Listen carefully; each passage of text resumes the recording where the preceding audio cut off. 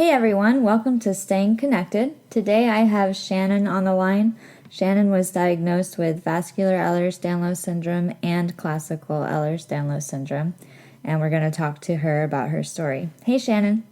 Hello. Hey, so we were talking a little while ago and you were telling me about 9 years ago you really started having some pretty severe problems before you were diagnosed. Could you tell me that story?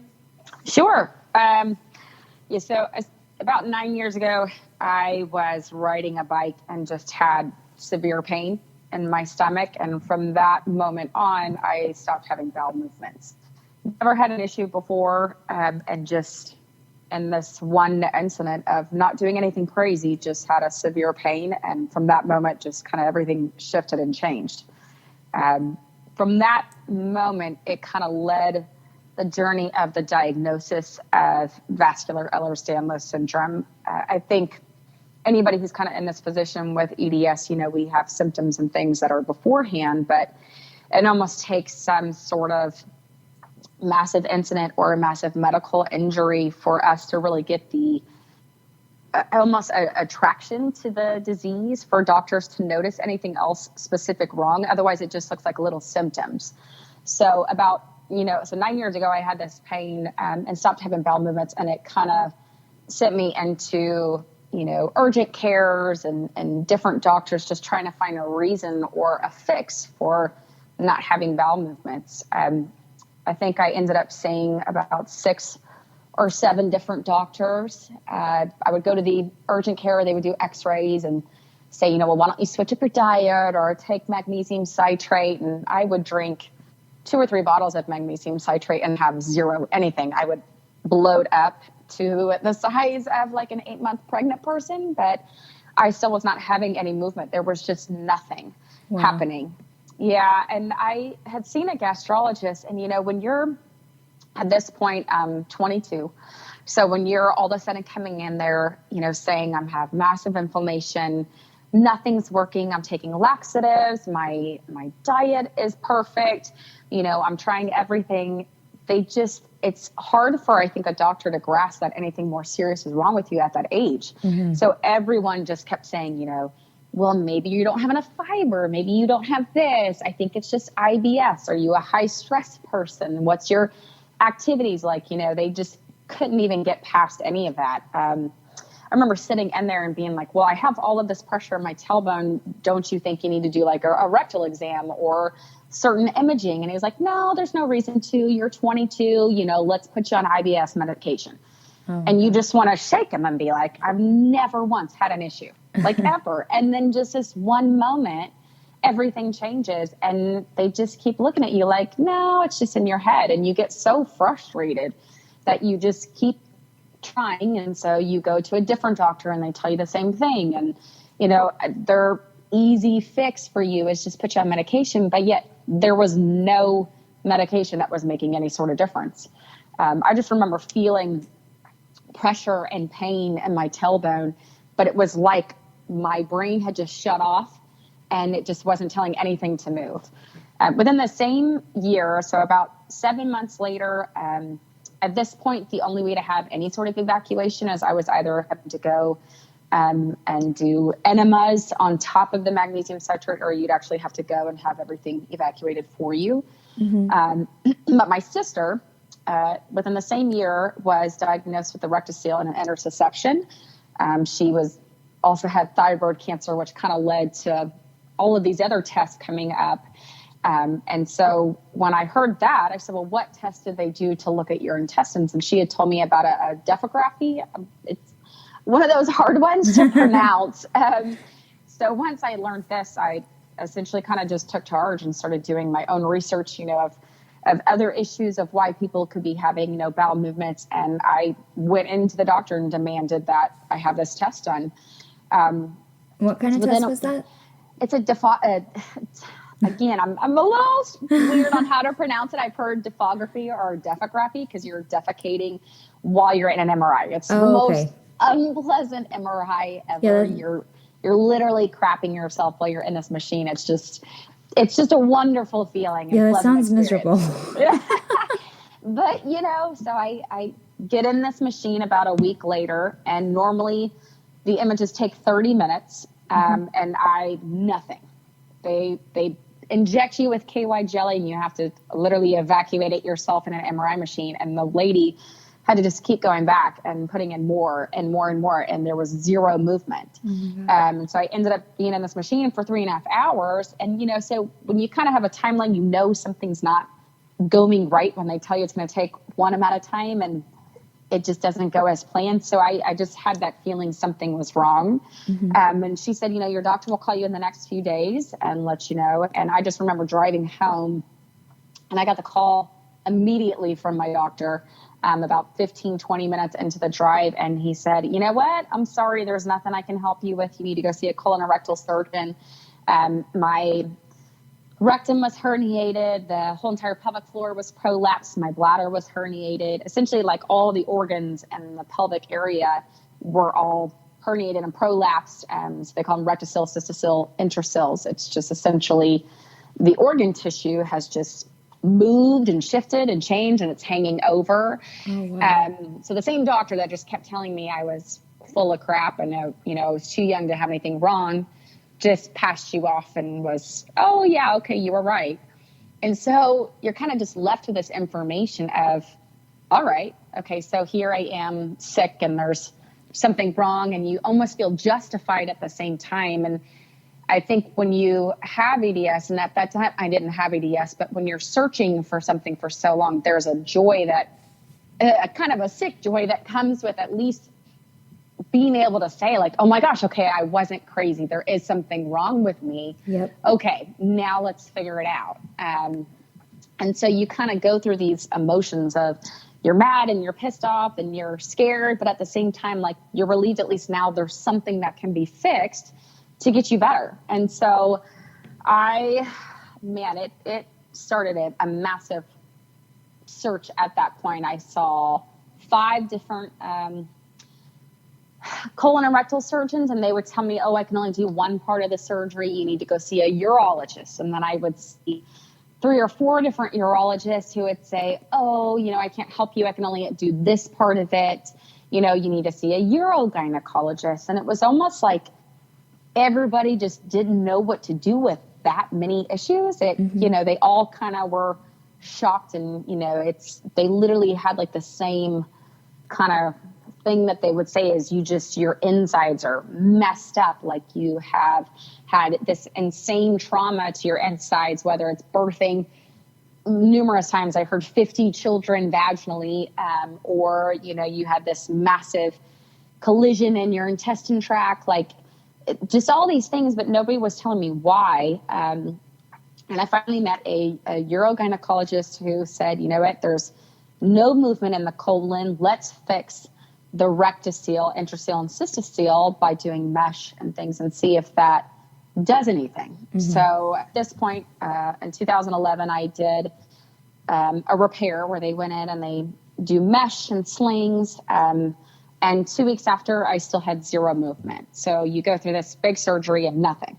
And then they started experimenting with putting implants in, like InterStim implants. So at the time, InterStim implants, they're very similar to like pacemakers. They send neurological transmitters to your organs and our intestines. Okay, I think I've heard of those. Yeah, they have done them before. It was very new at that time, but they had been using it on bladders. So overactive bladders or underactive bladders, they send literally signals. There's wires and a battery inside of your body, and it sends signals to the organs to get your brain to refire for them. But so I was one of the first people that they ever did it on a colon. Okay. Yeah. And so I was like, yeah, I'll try whatever. At this point, I was doing enemas every single day just because I was getting infections and bacteria infections inside the intestine. So then you're sick all the time, and then your body can't fight off anything else because it's just your white counts all over the place because you essentially just have bowels sitting in there all the time that can't move. And so we tried the InterStim implant, and I remember within a few days I had 1 bowel movement, and it was just the largest relief. I was like, okay, I'm getting better. I can poop now, like you just forget those little things that make life so wonderful that you would never even think like, oh man, if only I could take a crap today. Like you wouldn't go there. But so, here I am. Yeah. And it was just this joyous moment. So you do like a trial period, you have it for 2 weeks. And then if it works, you put the permanent one in. So then I went back in surgery again, and did that. And within the same week, like my ankle had dislocated. And, sometimes when we dislocate, our tendons are more flexible than our bones are strong. And so I literally had rolled my ankle and just pulled like 3 pieces of bone off whenever the tendon stretched. And so then I was in surgery 2 weeks later for repairing that. And then I did the same thing with my kneecap. It wasn't moving right. And so then I did surgery on my knee, and then there was 0 bowel movement. So I had the 1 bowel movement, and then you go through surgery, do the permanent one, and then that was it. So, I think anybody with any sort of connective tissue disease, it's the hardest part is, your body hurts all the time and you're exhausted and you have all of these pains that are just kind of throughout your system 24/7. But one of the other biggest things is anxiety and stress, because you are on this emotional roller coaster. You're happy because you think something's working, and then you have this huge disappointment as, well, I just went through months of pain and nothing. I'm right back to where I was. Yeah. But yet I had these diagnoses. Everything was, my rectum was pushing out of other areas that it shouldn't be, so you think you fixed the problem, but it's still not working. And so, this is again, 2011. At this point I had 7 surgeries back to back, 1 every 2 weeks. Wow. And so you're just exhausted, but still nobody had ever thought why. Okay. So why does her insides look like this? We just were so busy trying to figure out how to fix it. So then I started going to colon and rectal surgeons, who I found an amazing one, John Mangione. He's done numerous surgeries for me, but he's been one of the biggest helpers in it, and that no doctor, except for a few specialists, actually know a lot about EDS or vascular EDS. So they don't even really think to look at it. It's not even a word in them. So I had gone to him, and we had done, so within 6 months, even though everything was held up by mesh and slings, all the organs had re-herniated again. So we did another surgery fixing them. And I thought, well, maybe if I have a different surgeon, it's going to hold up more. No. 7 months later from that, I was back in the ER again. And because I had blood protruding out of, my ends, because the rectum had torn from some of the mesh.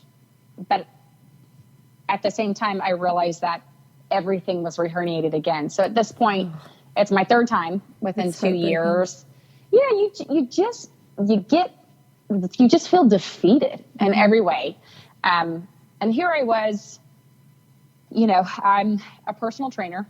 I'm a nutritionist. I own a gym. I'm sitting here thinking like, I am as healthy as I can be when it comes to food, exercise. I'm supporting my body. And when you feel like you're doing everything right, but yet nothing is right, the emotional exhaustion is just, it's heart-wrenching. And then you're trying to be present for your job and for everybody else. And it's hard. It's a big toll to take on, but you have to keep fighting and keep walking. That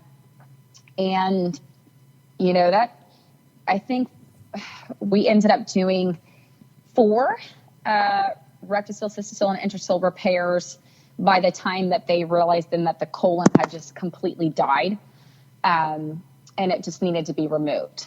So I did another surgery, and they, took out the entire colon.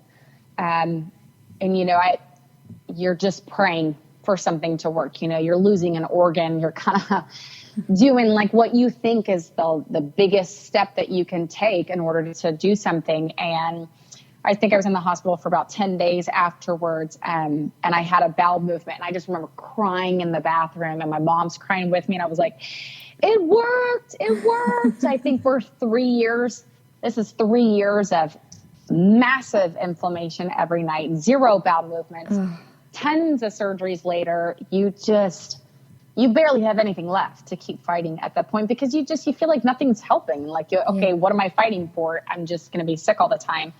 And I had a bowel movement, and I did. It worked for a good 2 months. I mean, I was in and out of the hospital for blockages and infections, and then the scar tissue closed up on the small intestines. And so then I was back in where, you can't eat for like 2 weeks. I mean, it's just, as part of having EDS, we just were like the virus and infection king and queens. We just take them all in, and, they just like marinate in us and create a new one. I had like shingles all over my chest. I mean, it was a disaster, but I was happy. Yeah, I was happy because it worked. I was going, and then it stopped. It stopped again. And about 2 months later, you said? About 2 months later. Yeah. And so then you just kind of go through another depression. At the same time, my eyes, when I was younger, my eyesight would change like once every month and a half. I didn't really know anything different. The doctor thought, well, maybe I just hadn't been in glasses enough or contacts enough, so my eyes were still adjusting to them because I was young. And at this point, my vision started changing about every week and a half. And so I was just literally in the doctor having to get new script after new script literally every week. My eye, like the actual structure of the eye was changing. So 1 week I would have like this massive stigmatism. The next week I wouldn't. And then they were drying out. Every time I would take a contact out, it was ripping the cornea off. So I had blood in my eyes. I couldn't see. I had like lubricant in my eyeballs. And then here I am, like not crapping, you're swollen and all your joints I kept falling. And I thought maybe my body was just so weak because my limbs were dislocating. But, you're overwhelmed with the amount that's going wrong in your body. And so I think in my mind, I was just so exhausted and focused on everything wrong. I still had not thought why. Yeah. I just thought like, man, I hit the shitty karma jackpot here, and everything wrong is going to go wrong at one time. I literally just thought like in a past life I had killed somebody or something.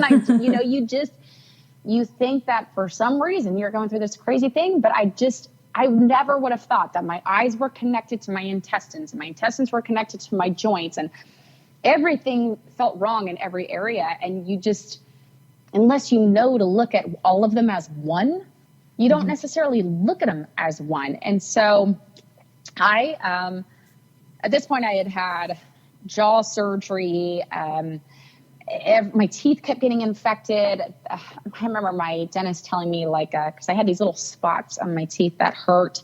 And he was saying, oh, well, your teeth are actually bending when you chew. And I was like, is that like a normal thing for people? And he was like, no. He's like, because think about it like a scale on a snake or a fish. When their skin bends, sometimes they lose those scales, and your teeth are flaking off their enamel and part of the teeth. And so I have like speckles of holes all throughout my teeth. And you're looking at them like, you are crazy. Like, that's not even possible. But it just, it's one of those things. And I got pregnant with my son, I think within the same year. And I broke out in shingles everywhere. And I kept having just blood in my urine and in my stool. And, when you have had already, I can't remember if at this point it was like 13 or 14 surgeries in your intestine area, a gynecologist automatically puts a red flag to your name. And then when I started to have the blood, my blood pressure was all over the place. She sent me to the perinatal specialist. And, when you go to them, you have to send everything. You have to send all the images you've ever had done on that area, all the blood work. And he's just looking at me like, okay, wait, how old are you again? Like, what all have you had done? Yeah, how old were you at that time? My son is almost 4.5 years old. I'm 32 almost. So I was probably 27, Okay. 26 and a half, 27. Yeah. And so he's looking at me like, why hasn't anybody asked why?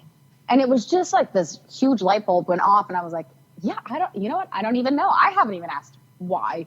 I was like, I just thought that it just, I didn't have anybody on my side looking out for me. Like I just was so exhausted and overwhelmed by what was happening. I didn't even think, just like all these doctors. I mean, at this point, I've probably seen 15, 16 doctors and nobody asked why. Yeah. Like it just wasn't even a thing. And he was like, hold on. So we did ultrasounds and we realized that I was like leaking amniotic fluid and then my rectum had tears all throughout it. And he's like, let me look at your eyes. And gets all up in my eyes. I'm like, dude, this guy is crazy. Like, why is he staring at my eyes? Like, my baby is in my tummy. Like, why are you looking at my face? And then he's like, move your thumb this way. Does your thumb touch your forearm? I was like, yeah, I'm just flexible. I was like, I don't know what you're talking about. And then he's like, move your pinky this way. Does it pass the 90-degree mark? And I was like, yes, my joints are a little strange. And he's pulled the skin on your neck. Hold on. Let me see your knees. Let me see your elbows. Do they dislocate? When you do this, I'm like, well, I fall all the time. I was like, it's crazy because we dislocate, but I like pop out and I pop right back in. So in my mind, I wasn't necessarily considering it a dislocation at the time. I was like, yeah, they just kind of give out and they make some loud noise, but I can get them back in fine. Like it's the weirdest thing how your brain just kind of tries to cope. And so it creates all these excuses. Mm-hmm. And he's like, no, I'm going to clinically diagnose you that you have Ehlers Danlos Syndrome. And I'm like, what? Like, what is that? What is that? I have never even heard of that term. And he's like, EDS. He's like, research it. He's like, I'm 99% sure that you have this disease. And I was like, okay. You instantly kind of get a little bit worried, but at the same time, I knew nothing about it. So I wasn't necessarily stressed because I didn't know what that meant.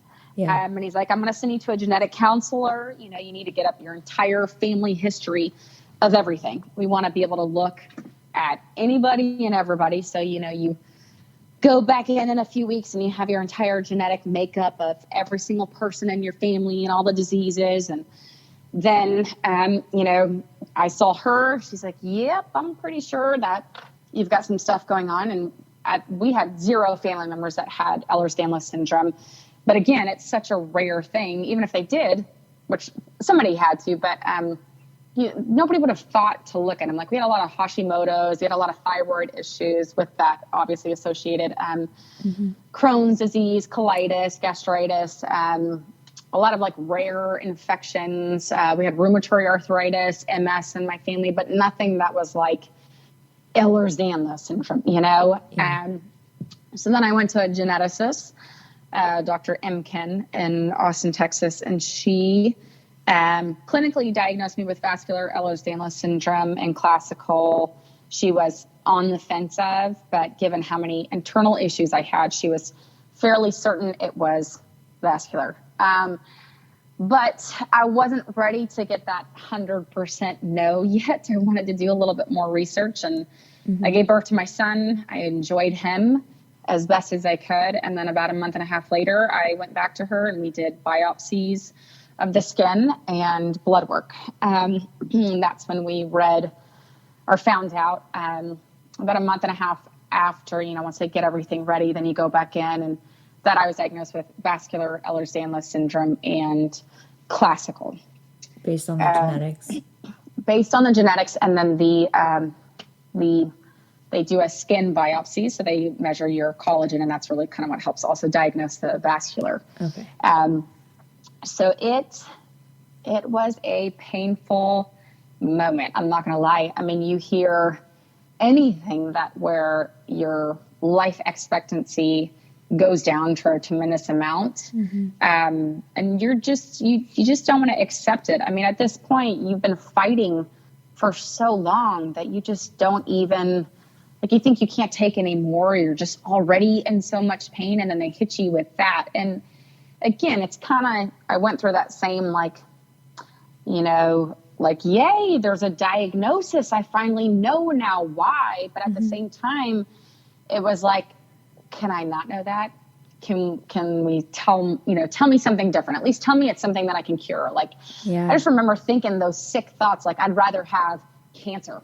Just tell me I have cancer so that way I can do chemo and then we can surgically remove it. Like, don't tell me something that I have that there's nothing I can do about. Yeah, I remember You're that just feeling. Stuck. Yeah. I had the same thing about cancer. I'm like, well, at least if I had cancer, there'd be something I could try. Yeah. Experimental things. Or, I think there's a fight with a hope. And I'm not saying vascular EDS, you can't find hope, because I've found hope now, but I haven't found hope in a cure. And I don't think that's being negative. I think that's being realistic, but I think you find peace in that at the same time. But it's taken me a long time to get there, where I just went in like this depression. I was just so angry that she told me that, like, I just didn't want to know. Here I had birthed this beautiful baby boy. I had two girls, two daughters that I had birthed before. I was in this amazing relationship. I had just opened up my own business. I'm thinking I'm doing the things that I am planning for my family now so that I can appreciate in 10, 20 years. And then when somebody tells you that you might not be there for that, you go into this, this depression, this deep hole. I think I came home and I didn't speak for like 2 days.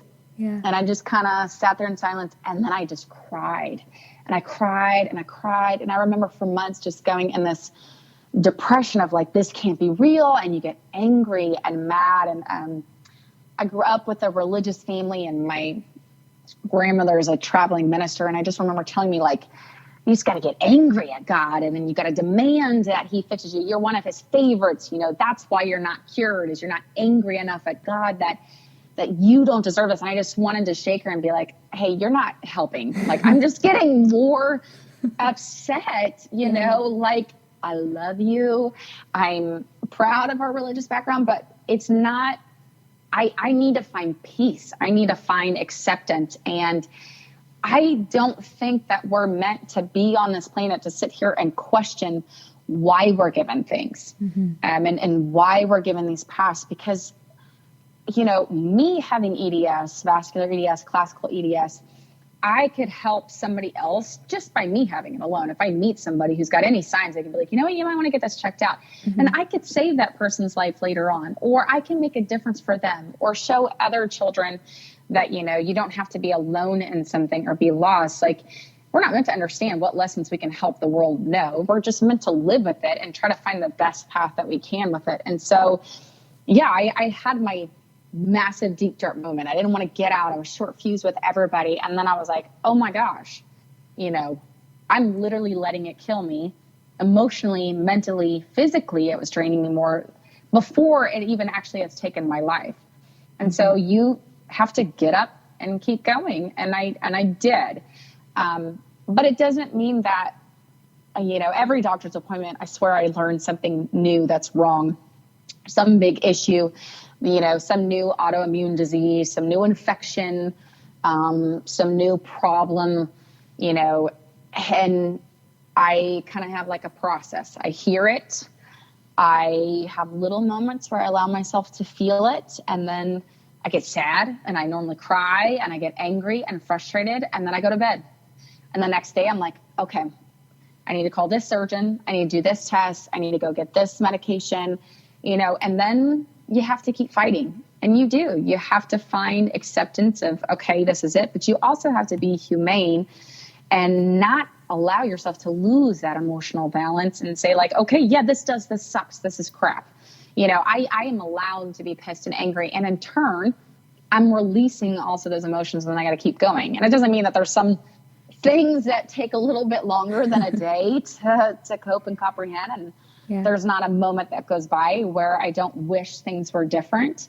But I'm still working every single day on just trying to find that peace and acceptance. And, that was years ago when I got that diagnosis. And since then I've had a gazillion other surgeries. This year, my eyesight's going blind. So I have to have, surgery on my eyes. I still am not having bowel movements without massive medication, and enemas and things like that. And I've had now 7 rectocele, cystocele, and intercele repairs. My organs are sewn into my spine. I've lost a few other organs. And so now I need to do the ostomy bag this year. And, that'll be its own battle of just trying to readjust, especially, there's 1,000 other concerns with that. My knee and foot need surgery on it I dislocated while I was sleeping, and I tore a few tendons and broke a few bones. It didn't go back in place the right way. And it just kind of messed some things up the first step I took, little things that shouldn't actually happen, but that do. And so, you kind of find that, all right, well, let's fight and keep going. And so that's kind of put me where I am now. So I'm 32 surgeries deep. And, I'll do however many more I need to in order to keep being alive for my children as long as I can. And you try to make the best of every moment you have. It's a long story, but that's, it's kind of the main journey of how I was diagnosed and, kind of what's gotten me to the point that I am now. Yeah, that's incredible. How many surgeries is that total? It's 32 surgeries. I just had my 32nd 4 weeks ago on Friday. And how old are you now? I turned 32 here in about 3 weeks. Wow. Yeah. That's incredible. Like, just the amount that you keep pushing is incredible. Yeah, I'll be 32 with 32 surgeries. I just actually realized that. Yeah. But it's something to celebrate at the same time. I remember my daughter, she had fallen and lacerated her chin, and she had this big scar, and she was crying. She didn't want any of her friends to see her. And I just looked at her and I said, listen, I was like, have you seen mommy's stomach? I was like, I've got scars everywhere. And I said, but you know what? Every single one of them tells a story, and not necessarily a sad story. It also tells a story of something I've gone through, some pain, some incident, but moments where I didn't know if I could take anymore, but I did. And I kept fighting. And so every single time we have something wrong and we surpass it, there's going to be something else waiting behind the other door, but we're still moving forward. So every scar I have, I'm proud of it. It was a struggle. It was a hard moment, but I made it through. It doesn't necessarily mean today's better, but it means that it has more positive things in areas. Yeah, other areas could suck and feel worse, but I'm still fighting to make improvement. And that's, I think, where we have to find hope, is that, okay, tomorrow might be a harder day in certain areas, but we have to keep moving to find better moments, not necessarily better days, because we might not get that. I think as Ehlers Danlos Syndrome people, it's like we can be fantastic and amazing for 30 minutes. And then the next 30 minutes, all of a sudden we're dizzy and our brains aren't thinking, or our knees are aching and we need to sit down. We can't stand any longer. Like, it's never one straight uphill throughout the day. We get good moments, but those moments we have to find appreciation in the best that we can, because those are all we have those moments, and those moments still hold the same value as if we were a normal body who got a whole day. We look at them different. Yeah, absolutely. So you have three kids. 3 kids, and I did get remarried, so I also have 2 stepkids. So I have 5 total, but 3 that I had C-sections with, 3 that I legally, they have my blood. Yeah. So have any of them been tested? So I am in the process now. Unfortunately, some of my kids have signs of it. And I think part of it has been my fault why they haven't gotten tested. I think, you're still trying to find peace of just yourself having it. And so the thought of one of your kids having it, you selfishly just almost don't have enough energy to know that they do. The amount of stress and perseverance that you have to kind of find within yourself to keep moving forward, it's hard. And so I've, had to do some kind of emotional work to get myself at a place where I'm ready to be like, okay, sit them down and say, there's a chance you might have this. We need to get you tested, because they see me sick every single day and they know, and they already struggle with that enough. But so we have now set up the appointments to do the test, and have sat them down and said, this is something that you have a possibility of having. It doesn't mean you do have it. And just because I have vascular, it doesn't mean that they have to have vascular. Vascular is just rare on top of rare when it comes to EDS or any connective tissue disease, any disease in general.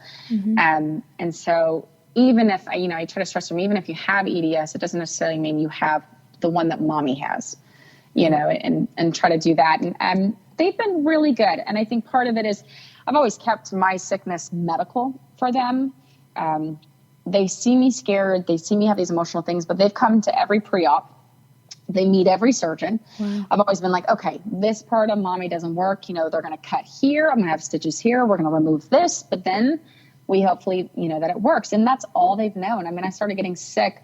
My oldest is 11. My second is 10. And then the other one is 4.5. And so they haven't really known me not sick, and they were young enough. They saw mommy get sick every day. I'm either puking or I'm swollen. I've had people stop me and ask me how far along I am with pregnancy, just if I'm out about, so they haven't seen anything different. I know that they're scared and worried at the same time, but they've seen me fight. And so they know that it doesn't mean that they can't have a family or a life or a business and be successful. It's just one extra thing that allows them to grow in strength. And that's what I try to push to them. But I also am not an idiot that it's a terrifying and scary thing. And by no means do I have any part of me that wants them to be able to relate to me in any way. I want them to not have it so desperately. Yeah. But if they do, that's okay. We'll figure it out. My kids are amazingly strong. They've seen me. They're looking at me to find that strength. And I know that they can still have a life that they want. It might be impacted different, but it doesn't mean they can't be themselves or become who they want to be. And so that would kind of be my hope for them. But I think as a parent, it'll help us tremendously to know if they do. Even though you can't change having vascular EDS, you can't change having EDS. There's nothing you can do for it. You manage the pain. But at least, I got one kid that's gymnastics queen. Obviously, we're super flexible, so it kind of goes with the territory. But yeah, there are certain things I would avoid having them do just because we're injury prone. So if there is this issue where I know even though she can do something, it might not mean it's best for her body, for her future. One daughter is very into dance, again, because she's incredibly flexible. But, we might shift to a different style of dance or, try to push them to a different type of sport or something that's not as, impactful on hurting their bodies. Something that's going to give them the most longevity to their life that they can have. So we should know here pretty soon and the rest will be kind of its own battle, but we're a strong family, we'll figure it out as it comes. Wow. So you did mention that, you've mentioned their flexibility and some signs that they might have it, and that's why you're getting them tested. What signs did you have when you were a kid, now that you look back?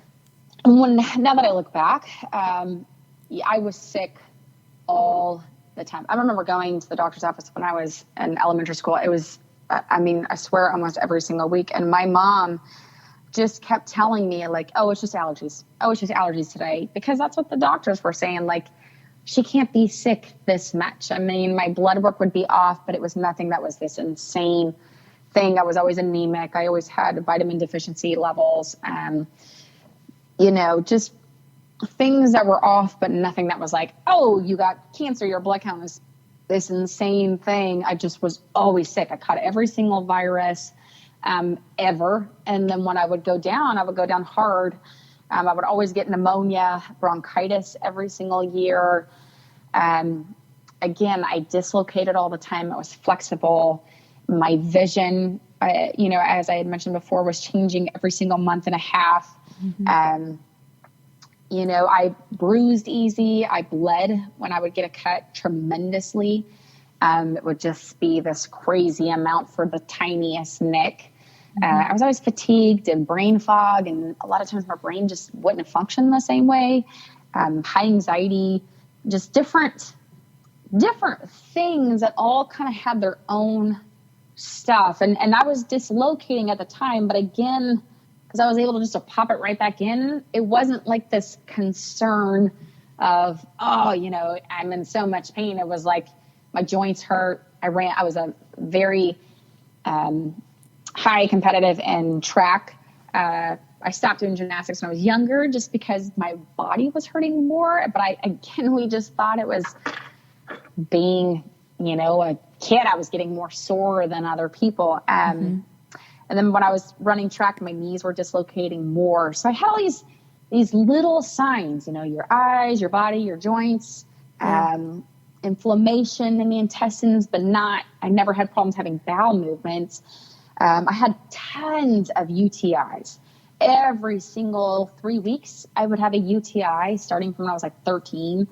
I had tons of ovarian cysts. I had an cyst on my eye that they had to cut out, a cyst on my hands, like random little things that, you know, you just never think are all part of one picture. That you just need to connect the dots, you know. You see an eye doctor for this. You see an orthopedic for this. You see a family practitioner if you have a virus, but nobody's communicating with anybody. Yeah. And so when they say, what's wrong? And you go to an orthopedic, like, oh, my knees are always swelling. They're purple all the time. I got bruises everywhere down my legs. I think it's because I'm falling, you know, so they only look at that problem. And then you go to the eye doctor, your vision's just changing. Maybe, you know, this could be a growth issue or, you know, but no, they're not talking to each other. And I wasn't seeing a geneticist or anything like that because how would I know that they were all related? But looking back now, man, I mean, I was a busted kid from the get-go. I just was broken in all these areas, but you start feeling like a hypochondriac. I know my mom was looking at me like I was a hypochondriac, like, man, this kid is complaining about everything all the time. There was always something wrong with her. And, you know, you hear that. And my mom's this amazing mom, but she just was looking at her kids like, God, you are whining. There's always something hurting. Like, there's no way she is this sick all the time. That there's always this problem. And I had a tendency to, like, I would get fevers, but more than anything, I would get cold fevers. Like, I remember sometimes running like the 96, you know, or it was like 97.1. Like, so she just thought that I was faking it, you know, but it was like my body would do really weird things. So just nobody looked at it. But there are things that I can now have the benefit of going through it myself. I can see them in my kids. So, okay, well, I know to connect that dot to this dot. Like, you know, I've got one daughter that has like the gray in her eye, and she's incredibly flexible. She falls all the time. Her skin's very thin and fragile. She has massive intestinal issues. Like, I can look at it and be like, okay, yeah, you're clumsy. You're dizzy a lot. You know, you're sick all the time. You catch every bug. Your eyes are changing. You know, you also have the gray rim. Your teeth are too close together. You know, you have no enamel on there. Your stomach hurts all the time. Like, I can see all those things. Yeah. I mean, I literally had a doctor ask me if she had ever been physically abused or if we hit her because she had like 40 bruises up and down her legs. And I'd be like, ask her where she got them. And the doctor looked at her and she goes, where'd you get them? She goes, I really have no idea. Like, we bruise. You could like grace the counter and all of a sudden you look like you fell off a building, but you like sat on the grass. Like, you just had like a tea party out on the grass and somehow you got bruises up and down your butt cheeks. Like, you know, just things. So I sat down too hard and now I have a bruise on my butt. Like, yes. And you really rethink like those grass lawn, you know, like little parties that you go to or like listen to the live band. You're like, yeah, I don't know if I can sit that long. They're like, well, you're sitting. You're like, yeah, you know, you don't get it. And then you stand and then your back hurts and then you sit and then your ass hurts and then you stand and it's like, you can't find the balance. I mean, my family laughs at me because every couch that we have in our house has a heating pad next to it. My bed has a heating pad next to it. Like, you rotate, like which spot hurts the most. Like, I'll go from my stomach to my back to my knees. I have ice packs full in my freezer. You know, you have wraps. I got wraps laying by like my shoe bin and my bathroom and my car chair. Like, I got slings and wraps like just everywhere. Like, just, you prepare for all of it. And it's, you rotate them out. You're like, all right, do I want to look more disabled in my legs today? Or do I want to look like I can't use my wrists? Like, which body part do I need to use the most? Because I'll do the metal sleeves on my knees today, but I need to be able to use my hands. So I'll do just the cloth ones. Like, we're little puzzles, and I've learned just to rock it. But man, some days you really just want to look normal, like wear a muumuu dress over all your sleeves and wraps. Like, I really don't feel like having anybody look at me today. Like, I just want to hide in the back, and it just becomes your everyday. As crappy as it is, no pun intended. I wish my days were more crappy than they were, given my stomach. But it's just. Unfortunately, it just comes with the turf, and it's always going to be a battle that we kind of have to fight within ourselves to mentally try to stay more present than EDS is present in our life. And that's the hardest thing, I think, for me. Mm-hmm. Mm-hmm. Yeah. Well, your story is incredible. I really appreciate you taking the time to talk to me and talk to everybody. Oh, you know what?